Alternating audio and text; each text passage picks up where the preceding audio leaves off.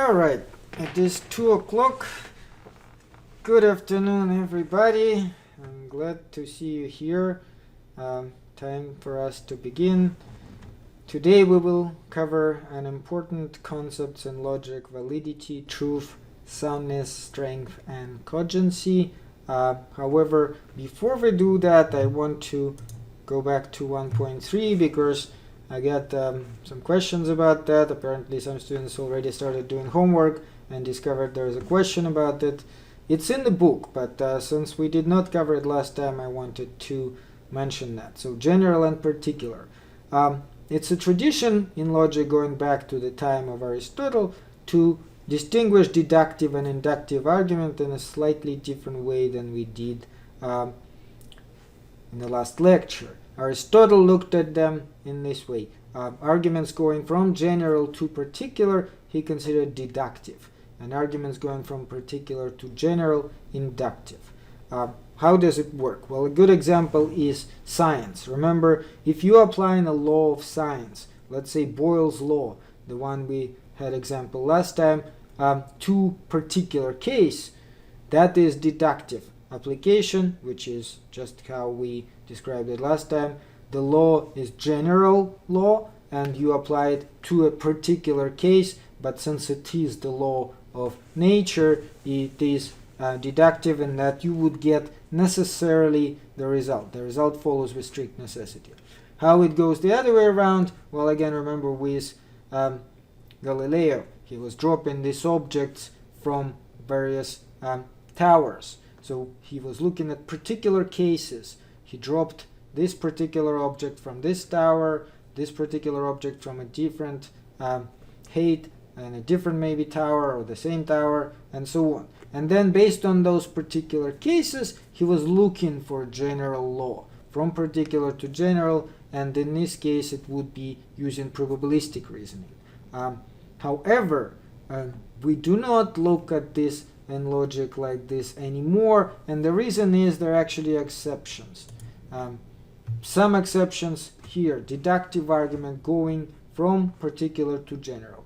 3 is a prime number, 5 is a prime number, 7 is a prime number, therefore all odd numbers between 2 and 8 are prime numbers. Note that we are talking about several particular cases. From them we go into this general rule, but it is deductive because it follows with strict necessity, as you will understand if you understand this argument. Or deductive argument from particular to particular. Gabriel is a wolf. Gabriel has a tail, therefore Gabriel's tail is a tail of a wolf. Particular, all 3 cases are particular. There's no general rule here of any kind. However, it is deductive. Finally, there's inductive example going from general to particular. All emeralds previously found have been green, therefore next emerald to be found will be green. We're going from general to particular, yet it is probabilistic. We cannot be sure about whether or not next one will be green. It's just like with black swans. So again, it's not a very good method. We decided that it's better the way we did it in the last lecture. The way we think about it in logic today is that if the conclusion follows with strict necessity, we call it deductive argument. If it follows merely probably, then we call it inductive argument. Okay, hopefully with this out of the way, we can now look at the material for today. Let's look at these 2 arguments. This is an important distinction. Look at them and ask yourself 2 separate questions. One of them, do premises actually support the conclusion? And the other one, are the premises true or false? So let's look at the first one. All birds are animals, some cats are birds, so some cats are animals. Do these premises support this conclusion? You don't think they support it? Well, think about it. Suppose all birds are animals, and suppose some cats are birds. Wouldn't it then follow that some cats are animals? Of course it would. So they do support the conclusion. Now there's a separate question whether they are true or not. And of course, if you ask that question, you will immediately see the problem. Some cats are birds. Yeah, I don't think so. I mean, that would be one weird cat if it was also a bird. Imagine a cat and a bird.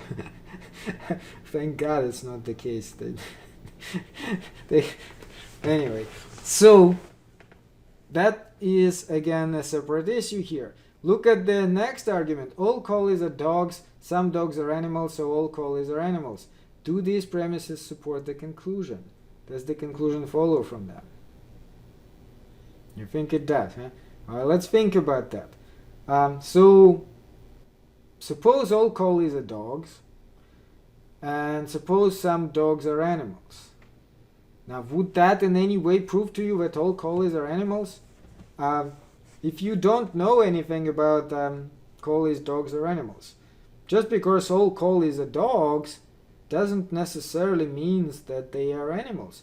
Suppose there are some of them are dogs, some of the dogs are animals, and some are not, right? Isn't it possible in some sort of parallel universe you have, say, pit bulls who are dogs but not animals? So just because all collies are dogs wouldn't necessarily mean that they are animals, because some dogs would be animals and some dogs would not be animals. Can you see? Like again, the fact that it's all true, and it is all true in this case, doesn't necessarily prove the conclusion in any way. But if you think about it separately, if you think about it as if you never knew anything about cats, dogs, and animals, collies, dogs, and animals, you will immediately see that actually that conclusion is not supported. Based on what you are told in the premises, it doesn't follow from that. And so for this reason, this is not a good argument. This isn't. Whereas the first one is, even though it's not true that cats are birds. So this is two separate issues. Hopefully, when we go through the example and through material, you will be able to distinguish it better. This is usually, for many students, it's a difficult topic. Let's look at it. Okay, so regardless of the type of an argument, whether deductive or inductive, evaluation of an argument involves answering these two distinct questions. Do premises support the conclusion? Are premises true or false?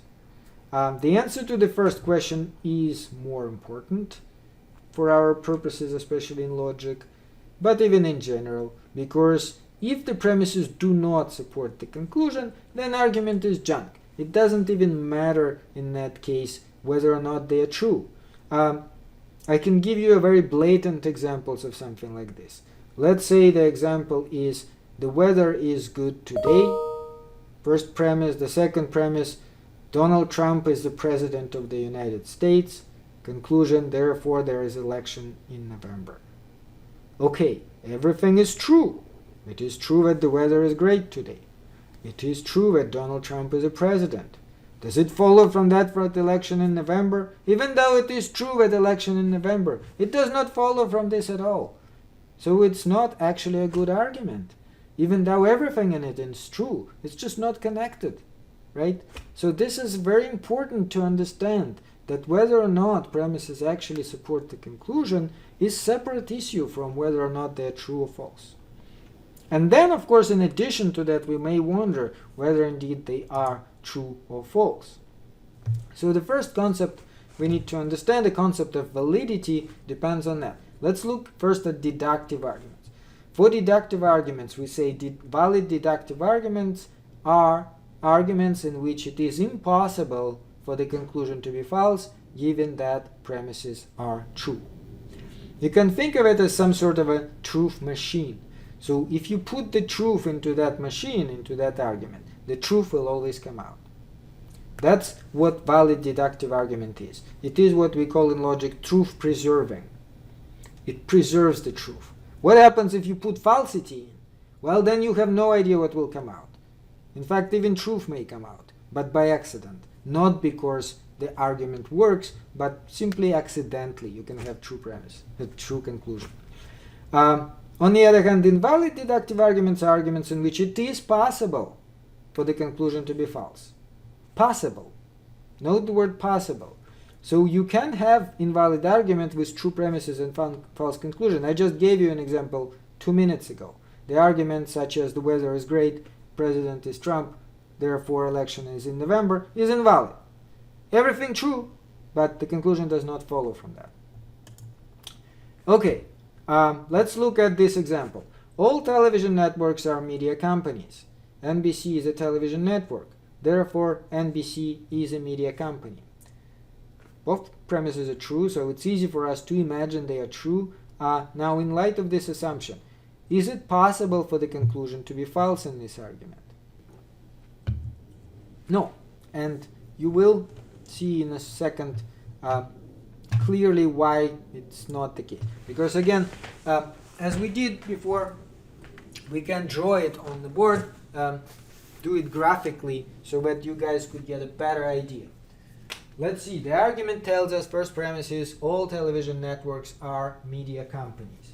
So this is media companies, and this is television networks.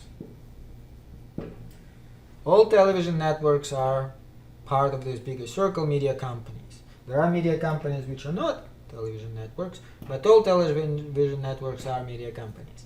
Next premise tells us NBC is a television network.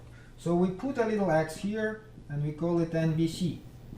And you can immediately see that if NBC is inside that smaller circle, there's no way it would not be inside the bigger circle, because the smaller circle is inside the bigger circle and an X is inside the smaller circle. So conclusion that NBC is a media company follows with strict necessity. There's no chance that would not be the case. All right, let's now look at, so it is what we know as valid argument. Let's look at another example. All automakers are computer manufacturers. United Airlines is an automaker. Therefore, United Airlines is a computer manufacturer. Now, clearly this is false, right? Automakers are computer manufacturers. United Airlines is an automaker. What a bunch of nonsense. But let's assume it is true. Would the conclusion follow? Yes. Yes, it would follow for exactly the same reason as in the previous example. And this is something which you can immediately see if you understand how it works. So it is a valid argument. Let me show it to you again on the board.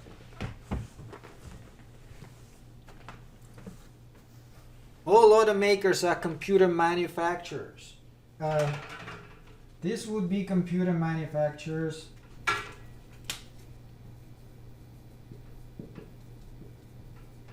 And this would be automakers.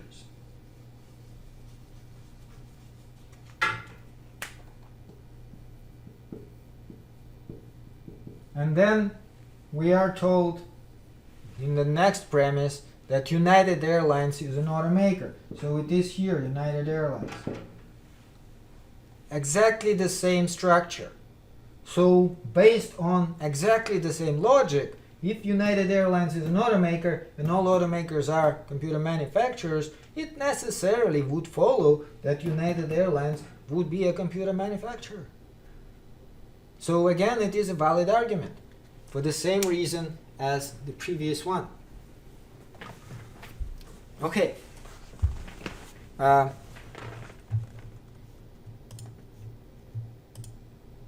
Let's do a little exercise now.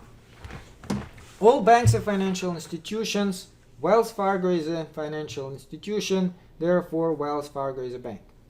Now we know both premises are true. Of course, all banks are financial institutions. Of course, Wells Fargo is a financial institution. So it's easy for us again to imagine them being true. Now, here's $1 million question. Is it possible for the conclusion here to be false? Okay, well, great job, guys. So you actually are getting it right. Let's look at the board again. Let's try to imagine that so that you could clearly understand why. Note that the structure here is a little different. First, we are told that all banks are financial institutions, so it is similar premise. That would be our financial institutions.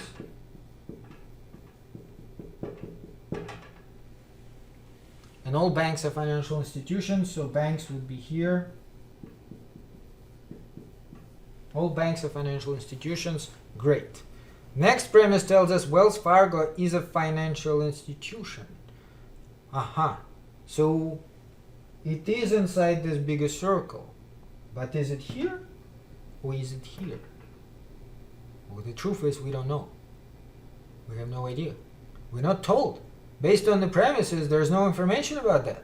It could very well be here. It would be a financial institution, but not a bank. So that's exactly why this is invalid argument. Because there's a possibility, based on what we are told, that the conclusion would not follow. And if there is such possibility, it means it doesn't work. It doesn't preserve the truth in this case. It so happens in real life, but we know Wells Fargo is a bank and it is a bank. But suppose it wasn't Wells Fargo. Suppose they told us all banks are financial institutions, Johnson's is a financial institution, therefore Johnson's is a bank.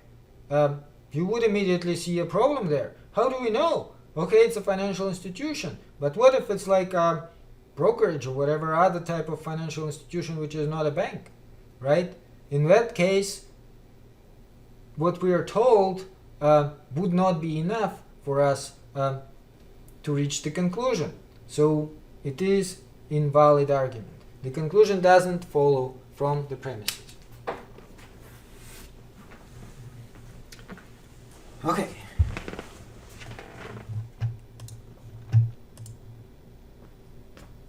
As long as it is possible for the conclusion to be false. Possible. Doesn't have to be. It can be true conclusion. But as long as it is possible with true premises to have a false conclusion, argument becomes invalid. Or it is what we call invalid. Important points about validity. Validity is not something that is uniformly determined by the truth or falsity by the premises and the conclusion. Again, as you hopefully noticed already from what I was saying. Validity is determined by the relationship between premises and the conclusion. The question is not whether the premises and conclusion true or false. The question is whether premises support the conclusion. There's only one arrangement of truth and falsity in the premises and the conclusion which helps us to determine the issue of validity. Only one. And this is a deductive argument having true premises and actually false conclusion is invalid. Why?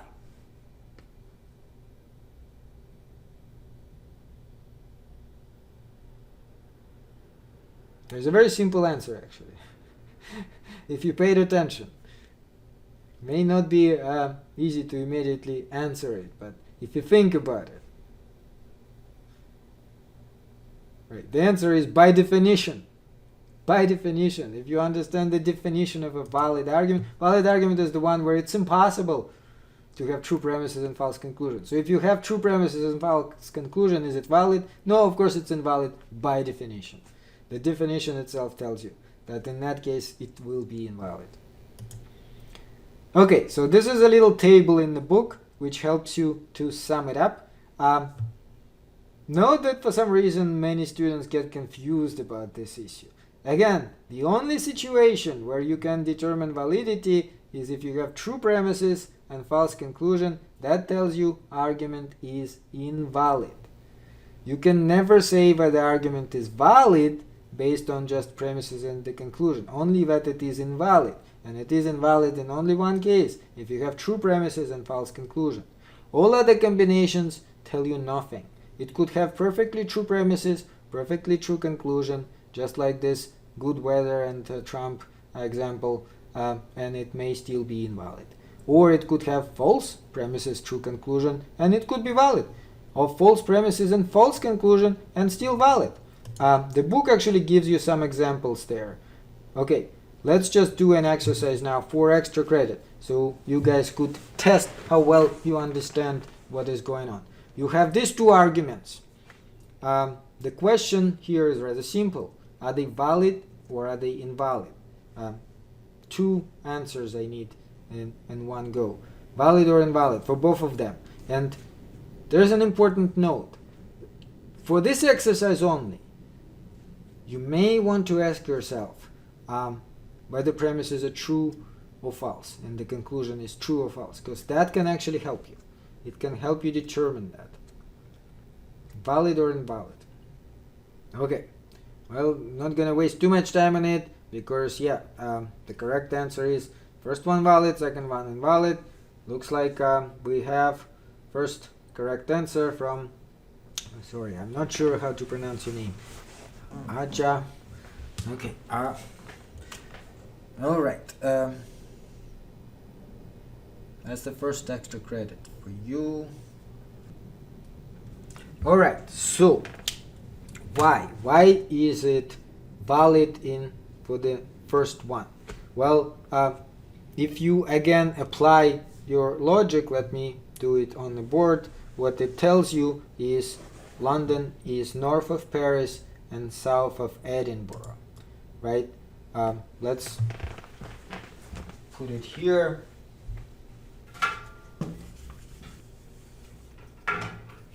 So we have, let's say, north here. This is north, this is south.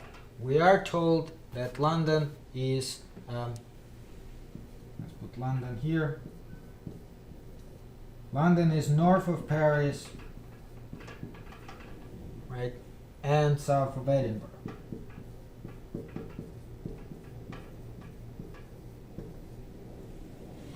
Based on that, is there any chance that Edinburgh is not going to be north of Paris, Paris south of Edinburgh? No. That immediately tells you that this has to be the case. Note that again they're not asking you whether it's true or not, however it is true. It actually happens to be the case geographically if you look at the map. But it doesn't matter. It doesn't even matter, because based on what you are told, you can say it's a valid argument. It follows there with strict necessity. There's absolutely no way, if your premise, and you have a one premise in this case, if that premise that London is north of Paris and south of Edinburgh, then there is absolutely no way that it would not be somehow the case that Paris would be south of Edinburgh. It follows with strict necessity. So this is valid. This one, well, there's two ways to approach it. One of them is, of course, to try to figure out whether the conclusion follows. But there is another way. Let's do the other way.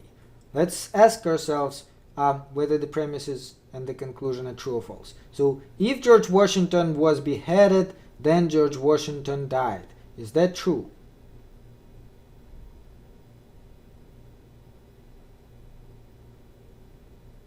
No? Tyler, you think that if somebody is beheaded, they would not be dead?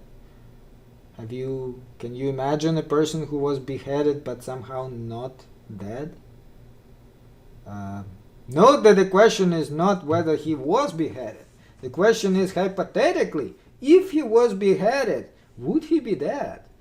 And the answer to this is obviously yes. I don't think there's any chance of somebody who is beheaded not to be dead. Like person without a head would still be alive. So it is actually a true statement. It's a true statement because it's a hypothetical statement. It's a conditional statement. It just tells you, hypothetically, if George Washington was beheaded, then he died. Yes, if he was beheaded, he died. Okay, next question. George Washington died. Is that a true statement?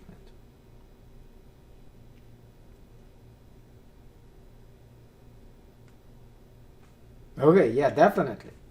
So we have true premise, we have another true premise, and therefore George Washington was beheaded. Is that true? No, clearly not. I mean, you don't have to know very much about history to know George Washington, first president of the United States, was not beheaded. So, note, we have true premise, false conclusion. By definition, this is invalid argument. Okay, so you wouldn't even have to go any further than that. True premise is false conclusion. Now, soundness. Soundness is kind of an additional on top of validity. So if the argument is valid, and has true premises, it will be sound. Note that there are two requirements. It has to be valid. If it's invalid, it cannot be sound. But if it is valid, it also must have true premises. So if both of these conditions are satisfied, we are saying this argument is sound. And this is the best argument, of course. The one which is valid and also has true premises. Here's an example. All flowers are plants, true.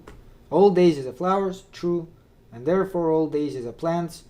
Now that follows validly from the premises, and since the premises is true, it also is sound argument. This is the examples of all sorts of arguments. Note that one interesting example here, you can have valid argument again with false premises and false conclusion. Everything false, argument is valid. All flowers are dogs. All tigers are flowers. Therefore, all tigers are dogs. Now, nonsense, you would say. Yes, it is nonsense. But imagine if it was true that all flowers are dogs, and if it was true that all tigers were flowers, wouldn't it then follow that all tigers would be dogs? Yes, it would follow. So it is a valid argument. Of course, it is unsound argument because it very obviously is all false. However, it is valid. Keep in mind that for an argument to be unsound, the false premise or premises must actually be needed to support the conclusion. If they are not needed to support the conclusion, then we can just disregard them. Here's an example. All flowers are plants, all daisies are flowers, some daisies are black, therefore all daisies are plants. Note that in order for us to conclude that all daisies are plants, all we need is the first two premises. If all flowers are plants and all daisies are flowers, it follows from that all daisies are plants. Also, it is true that all daisies are flowers are plants, and it is true that all daisies are flowers. So this is both valid and sound argument. Even though some daisies are black is false. Why? Well, because we don't need it.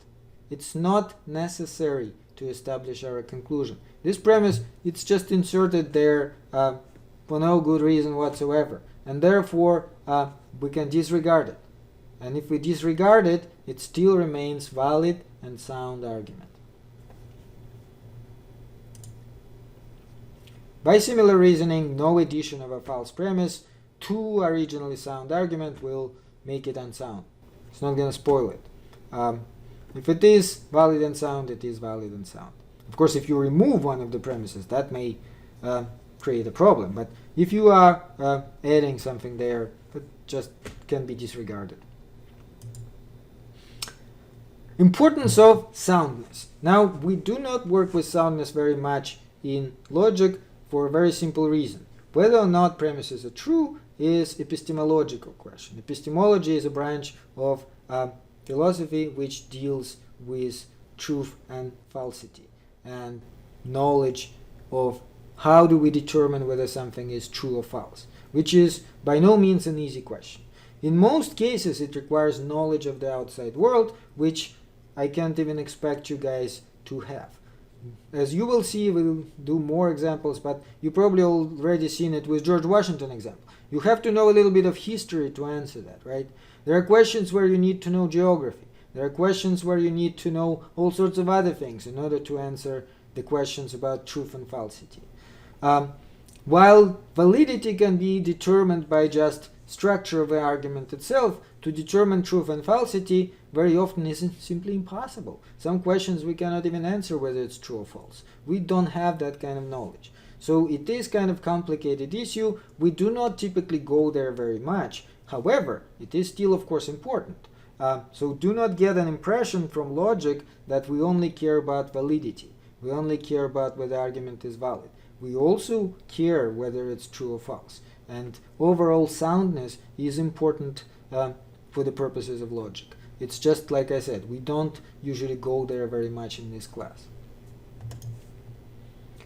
Okay, let's do another exercise. Determine whether each argument is valid or invalid, and determine whether it is sound or unsound.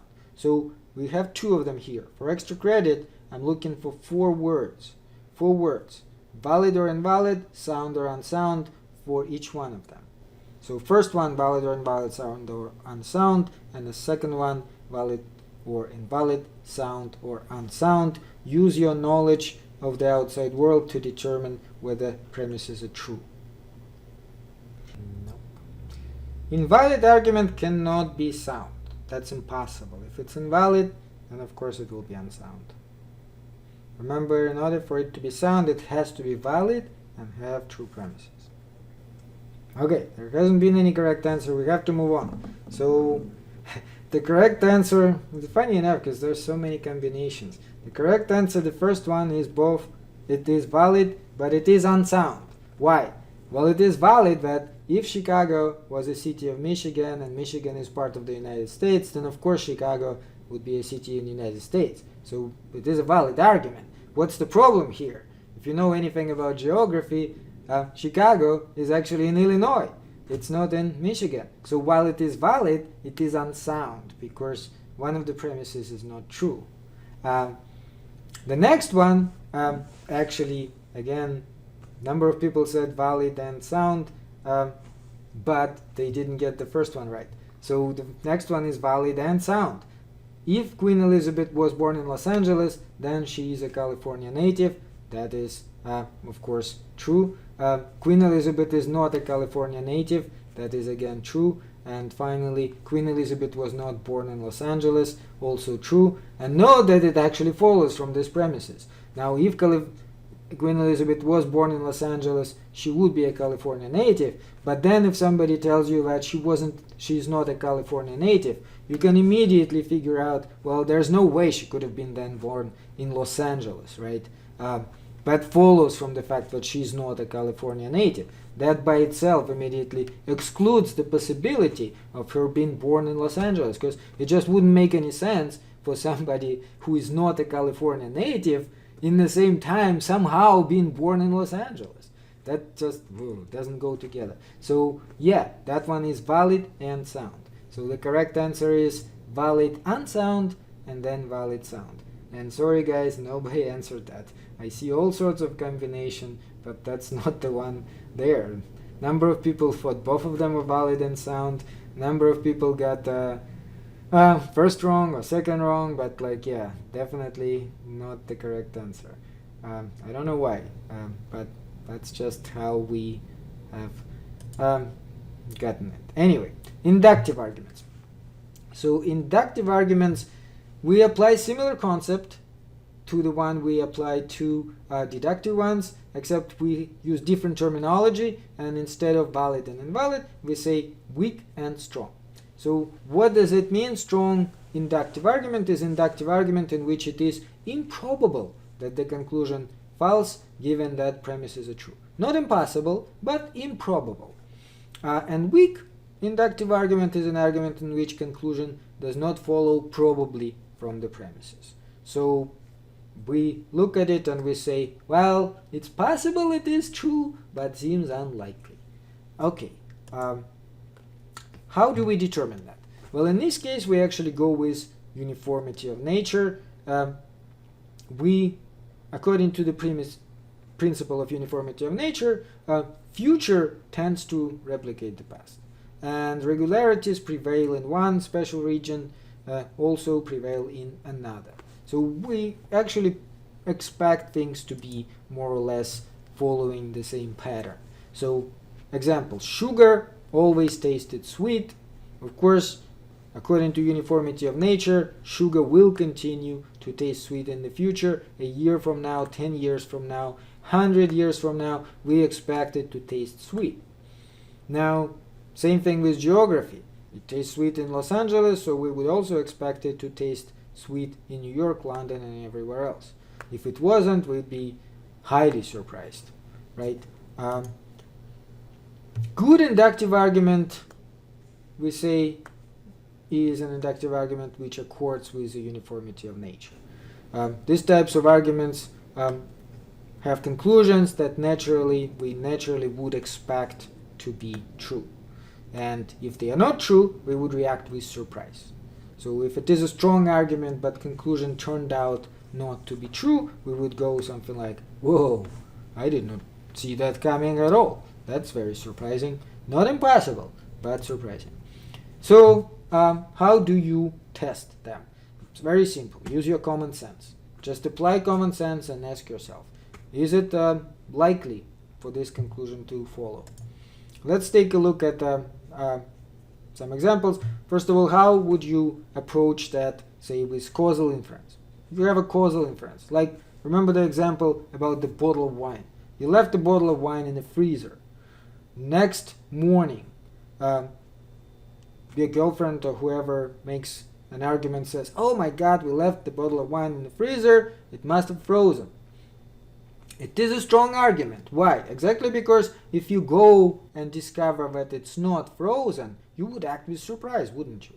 Well, it's not impossible, but you would open the freezer and it's not frozen, you would go, whoa, that's amazing, how is it not frozen? And then you would discover that electricity went off or something, which of course doesn't happen very often. 99 cases out of 100, you would find it frozen. So that's why it is a strong argument. Similarly, argument from signs. Remember we were talking about road sign tells you the road makes several sharp turns ahead. Naturally, you would expect it to make these sharp turns. Suppose you are driving and the road is actually completely straight. Wouldn't you act with surprise? Of course you would.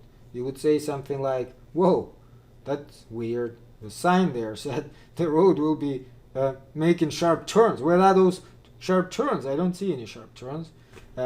So it shows that the argument was actually strong, but it is not 100%. Generalizations.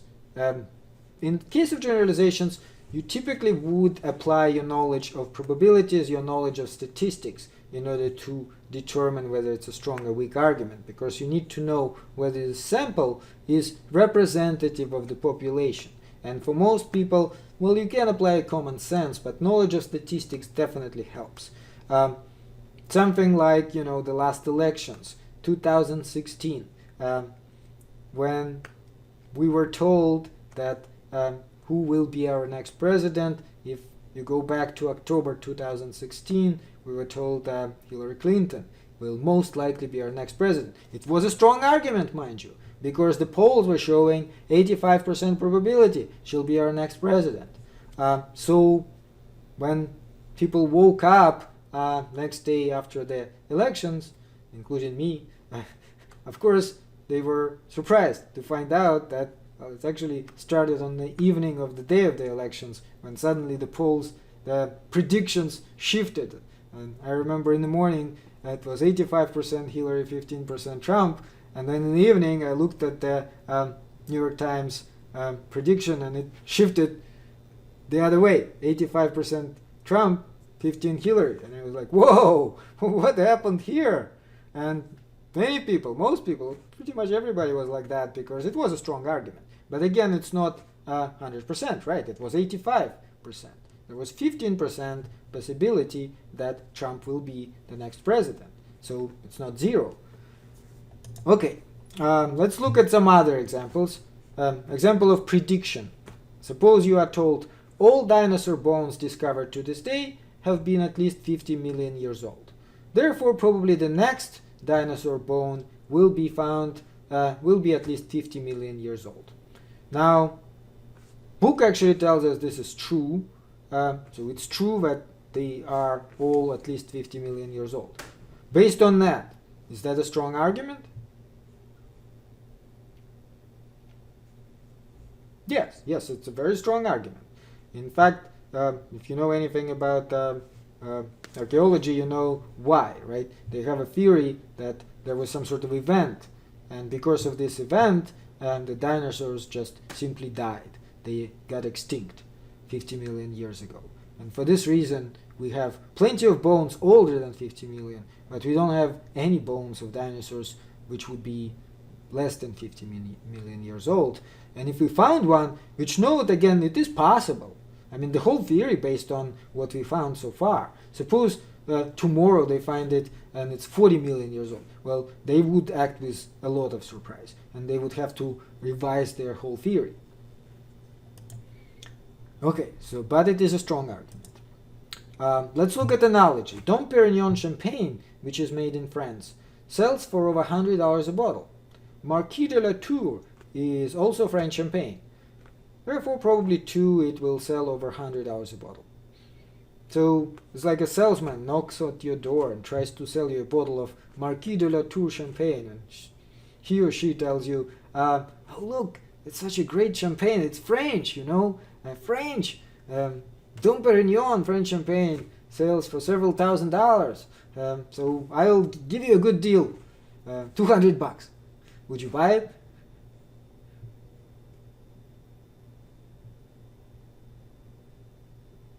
Yeah, don't do that, because it is a weak argument. And by the way, of course, if it is champagne, it would have to be French.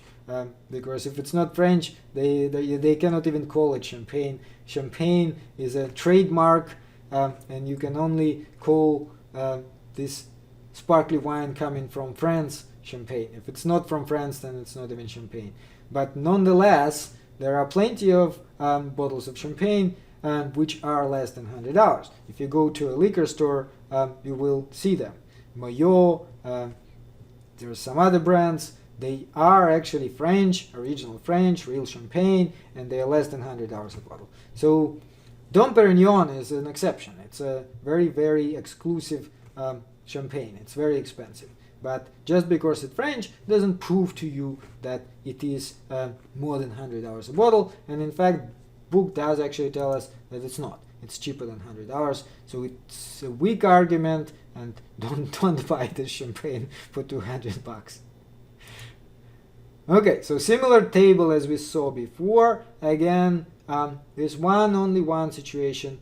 True premises, probably, and note that we add in the word probably here because that's no longer certain, but probably false conclusion. That would be a weak argument for sure. In all other cases, we really can't say whether it's weak or strong based on just a combination of truth and falsity, because it's possible that it is, while it has all false premises, it still is strong argument based just on what you are told.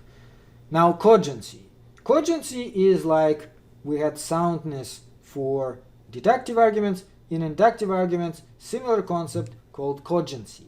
Cogent inductive argument is inductive argument which is strong and has all true premises. So this is the two requirements for cogency. Both of them have to be met. Again, remember, you cannot have weak argument which is cogent. That will never happen. If the argument is weak, it's uncogent. But you may or may not have cogent argument if it is strong. And that now depends on the truth of the premises. Here's an example of cogent argument. Every previous US president was older than 40. Therefore, probably the next US president will be older than 40.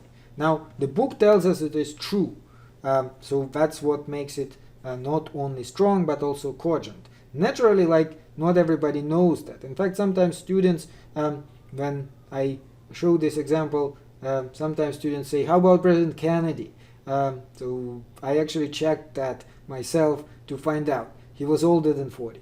So no exceptions. Indeed, every single president we had, out of all the 45 of them, all of them were older than 40, even though Constitution does not require that. Constitution says what? 35, right? So you could theoretically have a president who is like 35, 36 years old. But we never did, and note that it also is a strong argument that we will not, because that's never been the case over these 2 centuries. Chances are it will not happen. If you look at the current candidates, I'd say pretty good chance that they'll get older and not younger. Looks like next one will be older than 70. Anyway, no matter which one it is, but both candidates are over 70. Okay. This is the table of inductive arguments. Again, they can be strong and weak. This is all possible combination.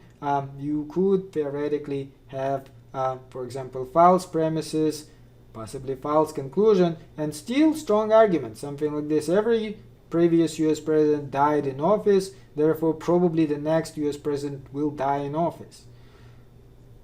note that if it was indeed true, that would be a strong argument, which is why we call it a strong argument.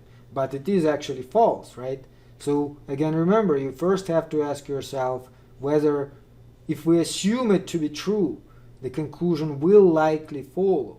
And if it is, then it's a strong argument. And then the separate question on top of that, is it true? And that's a separate question. Degrees of strength. Okay, you probably figured it out already. Since we talking about strong and weak, and they can be anywhere in between, we can have degrees of strength. Some strong arguments are stronger than others. Some weak arguments are weaker than others. How do we determine which one weak, which one strong? We draw the line in the middle, 50%. So if it's more than 50% likely than not that the conclusion will follow, then we say it is strong. 51% is already enough. It's 51% more likely that conclusion will follow than not, then it's strong. But of course it can be 60, 70, 80, even 99%. So it will be stronger and stronger and stronger. Same thing with weakness. It can be weak, but like not really weak. Or it can be very weak. So here's a couple of examples. Let's look at this one. This barrel contains 100 apples. 10 apples selected at random are found to be ripe. Therefore, probably all 100 apples are ripe. Is it weak or strong? You need to know a little bit of statistics for that, to calculate the probability here.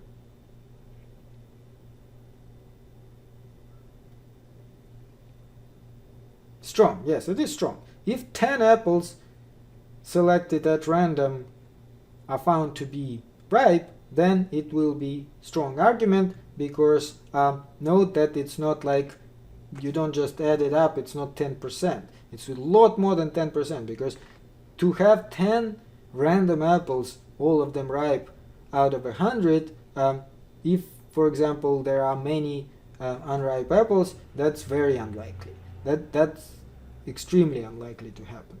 And so your probability will be more than 50%. Strong.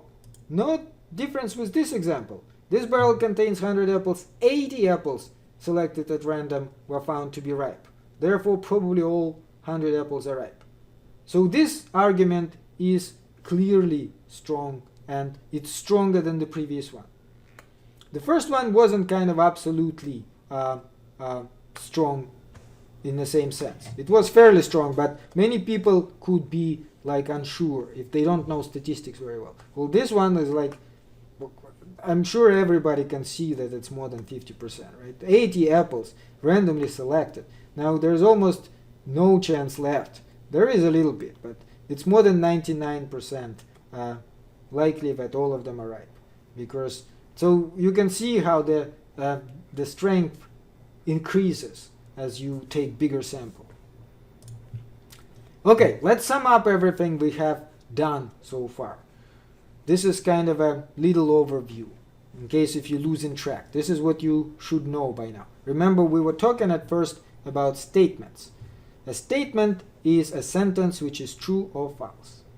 Now, not every sentence is a statement. Only the ones which are true or false are statements, and they could be true or false. Groups of statements could be arguments or non-arguments. And we went through typical non-arguments last week, but if they are arguments, as we find out last lecture, they can be deductive or inductive. This is two types. What are deductive ones? This is the ones where the conclusion will follow with strict necessity if premises are true. And inductive one, it will merely be likely to be true if premises are true. Deductive arguments can be, as we found out today, valid or invalid. Now this is now important because you actually may not have gotten a good grasp of the terminology yet. And for the purposes of exercises, which we will do next, you should remember that. So deductive arguments can be valid or invalid. All invalid arguments are unsound. They have to be unsound because they do not meet the requirement for soundness. Sound argument has to be valid and all premises true. Now, if it is valid, it could be sound or unsound depending on whether all premises are true or not. Inductive arguments, similar concept. They can be strong or weak. All weak arguments are uncogent. However, strong arguments can be cogent or uncogent based on whether or not your premises actually are true.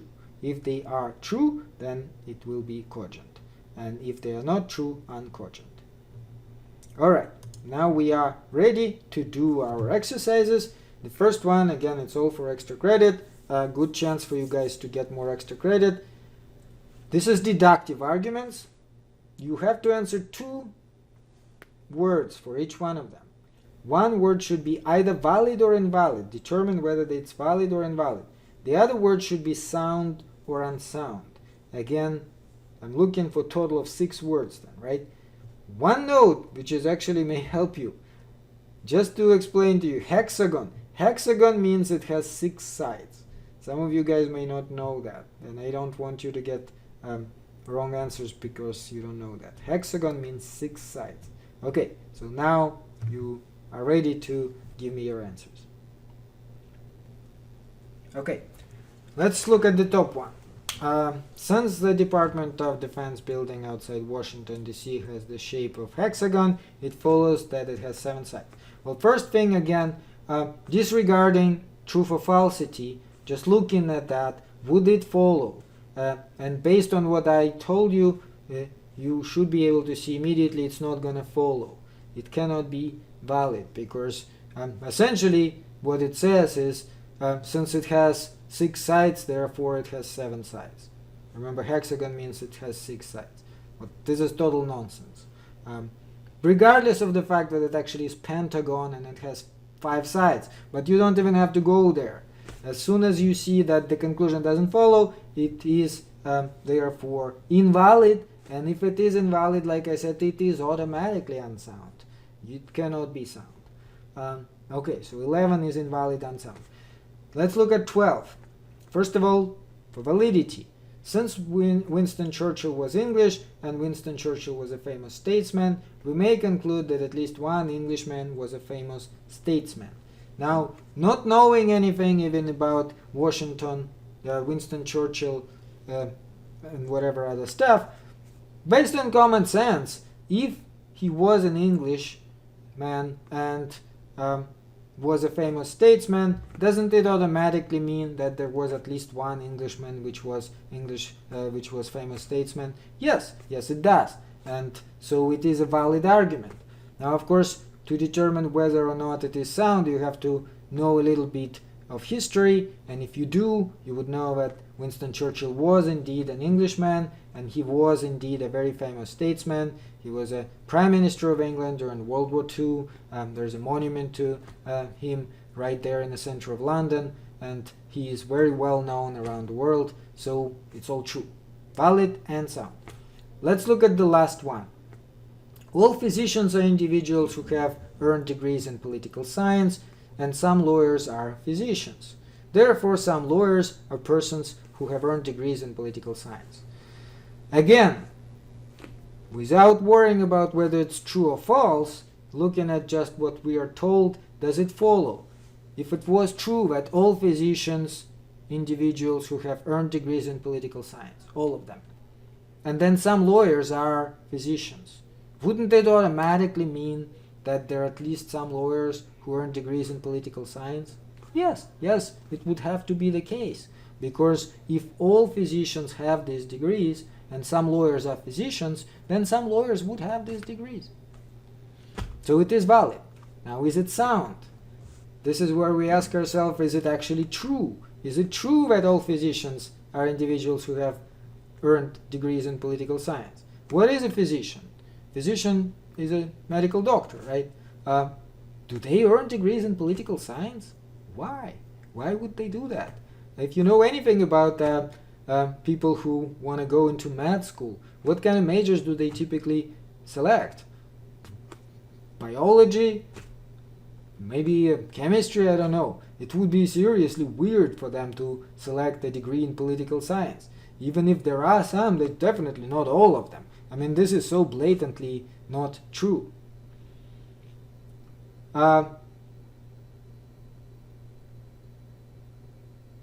Yes, if your knowledge is limited, of course it would be hard for you to determine whether arguments are sound or unsound, which is exactly why I said earlier that we typically don't go there in logic. We try to avoid this kind of questions, because in order to answer this, you need to have knowledge of the world, and not everybody does. So I try to select questions which are obvious, but even in this case, remember, I had to tell you that hexagon has 6 sides, because I cannot expect you guys to know that. I guess I can expect you to know that Winston Churchill was English. But again, if somebody doesn't know it, well, I'm sorry, but there's just no way to do these exercises without some knowledge of outside world. However, that already has nothing to do with logic. That is epistemology, that is history, that is other subjects. We just need that, because otherwise we wouldn't be able to understand the concept of soundness. Okay, so this was the correct answer. Now let's do another exercise, this time on inductive arguments. Similar thing, but now I expect you to determine strong or weak, and cogent or uncogent. So for all 3 of them, 6 words again I'm looking for. Strong or weak, cogent or uncogent. Let's look at them, so what we could... Claudia, that's your 4th extra credit, by the way. Okay, now you have 4. Let's look at them. So most popular film stars are millionaires. Jennifer Lawrence is a popular film star. Therefore, probably Jennifer Lawrence is a millionaire. Again, not applying our knowledge of the world, just going by whether it makes sense or not. Of course it makes sense. If most popular film stars indeed are millionaires, and Jennifer Lawrence, whoever she is, one of the popular film star, based on that we can say she probably is a millionaire, right? So it is strong argument.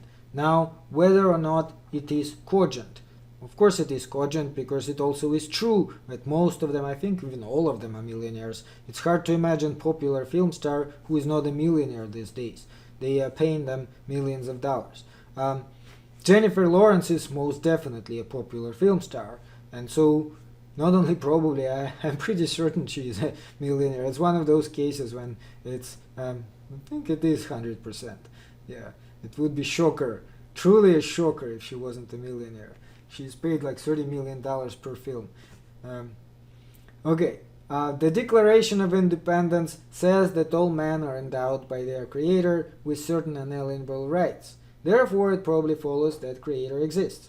Again, first ask yourself, does it follow? Like, is it a strong argument? Does it follow that creator exists based on the fact that Declaration of Independence says that all men are endowed by their creator with certain unalienable rights? No, of course it doesn't, because it's not even the purpose of that, right?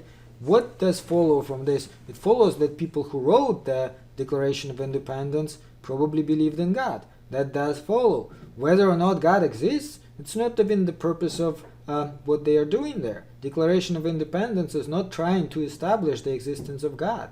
It simply assumes the existence of God and then goes on to talk about the rights human beings have.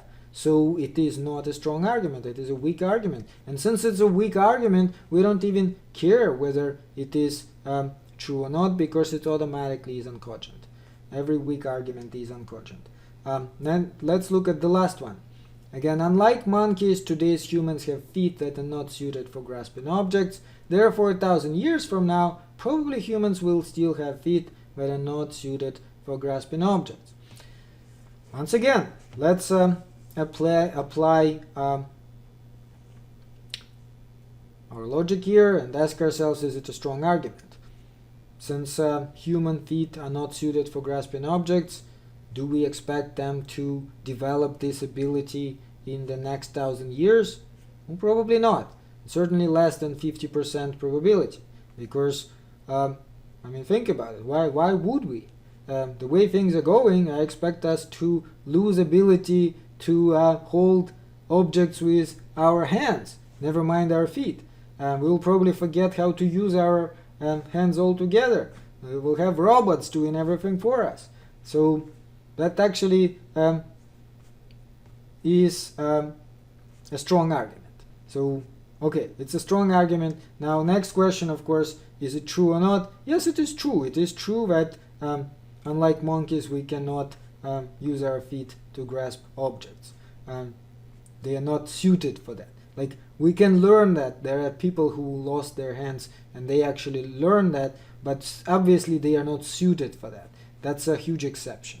So for this reason, that is a cogent argument. So again, the result should have been strong cogent, weak uncogent, strong cogent, and yes, like I said, I kind of I got a little bit confused here because Malik, you changed your second answer to the correct one, but then I noticed that you also changed your third answer to an incorrect one.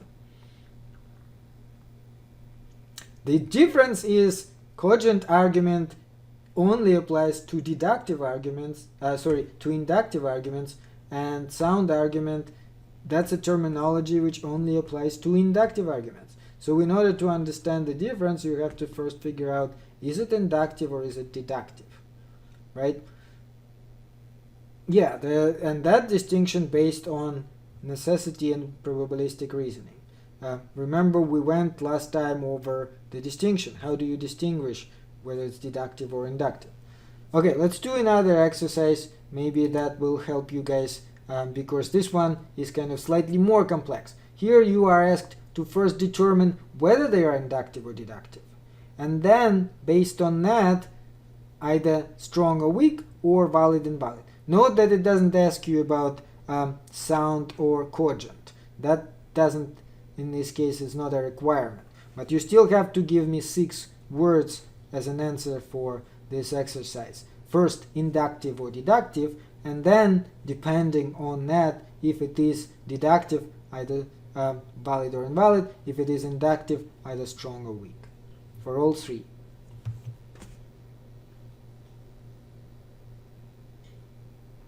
No, I mean 6. 2 per each one. Inductive or deductive, and then either strong or weak, or valid or invalid. Not both, obviously. Right, let's look at them. The top one. When a cook cannot recall the ingredients in a recipe, it is appropriate that she refresh her memory by consulting the recipe book. Similarly, when a student cannot recall the answer during the final exam, it is appropriate that she refresh her memory by consulting a textbook. What form of an argument is this? Do you remember form of an argument from last class? Analogy. So it is inductive. Analogy is a type of an inductive argument. Okay, inductive. Is it weak or strong? The question here is, does the conclusion follow? Well, try it with your professors. Tell them on a final exam, oh, the cooks are using the recipe book all the time. Why can't I use my textbook? And they will tell you why, because it's a weak analogy. It's not a good analogy. What is the purpose? Why do we allow cooks to do it? Because the only thing we really care about is whether the result, the dish, will taste good or not. We don't care whether they remember it or not. That's not the purpose. Why do we have the final exam? Well, that's when it actually matters whether you remember or not. That's when you actually have to remember certain things.